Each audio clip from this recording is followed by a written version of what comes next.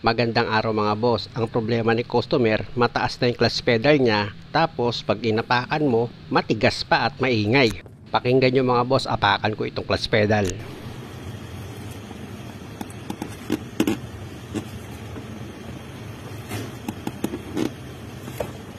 Itulak ko ng kamay ko itong clutch pedal mga boss. Kung makikita nyo, di ba, halos wala siyang play. Pag ganyan mga boss, huwag nyo munang isiping nasa pressure plate ang problema. Kumuha ka muna ng Phillips screw. Ayan mga boss, kung makikita nyo, dito sa ilalim ng dashboard, meron akong tinatanggal dyan na kumukover dito sa mga pedal. Meron niyang dalawang screw mga boss na tatanggalin ka para matanggal mo itong kumukover dito sa mga pedal. Kailangan kasi mga boss matanggal ko yan para makapag-adjust ako dito sa push rod ng clutch pedal. At dahil sa natanggal ko na itong cover mga boss, pwede ko na ngayon i-adjust itong push rod dito sa clutch pedal. Gumamit lang naman ako dyan ng open wrench na number 12 para maluwagan mo yung nut na naglalak dito sa push rod. Kaya kung ganitong klase sasakyan nyo mga boss, panoorin nyo lang ito para matuto kayong mag-adjust ng push rod dito sa clutch pedal. Pag naluwagan mo na yung nut, kamayin mo na yan mga boss. Pihitin mo itong nut pakaliwa.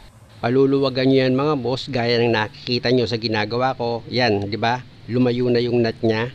Ang susunod mo naman gagawin dyan, pihitin mo naman itong push rod pakanan naman.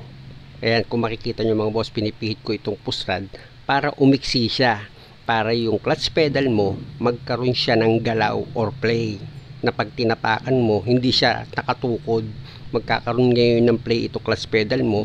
After nyan, lalambot yung clutch pedal mo pag inapakan mo siya.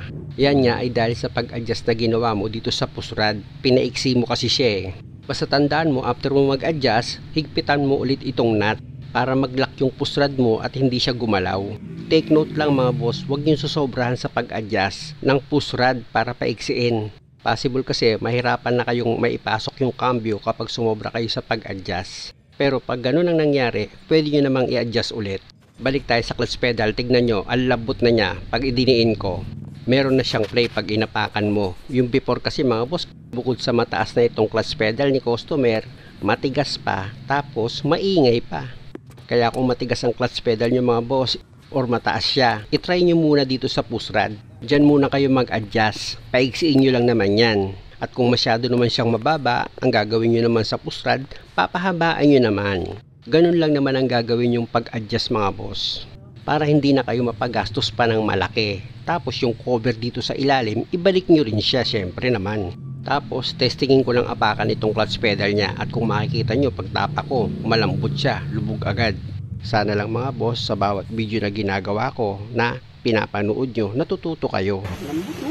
Tapos dapat pag malambot yung clutch pedal, malambot din po siyang ikambyo para masabi nyo pong tama nga yung pagkakagawa nyo. Kaya start ko na itong makina. Tingnan mo po yan, malambot lang po siya ikambyo. O diba? Dapat po ganyan ang gawa nyo, malambot ikambyo. Pero pag matigas siyang ikambyo mga boss, balik ka sa push rod, i-adjust mo siya pahaba, pero kaunti lang. At dahil sa nandito na si customer, baba na ako dyan mga boss. Siya naman yung testing. Mas maganda kasi siya na yung humatol para sigurado. Kaya pakinggan nyo mga boss kung ano yung masasabi niya. Ano? Malambot na. Ipagkambyo. Ano, malambot na malambot ba? Malambot. Layo sa kanina eh, di ba? Kaya tigas eh.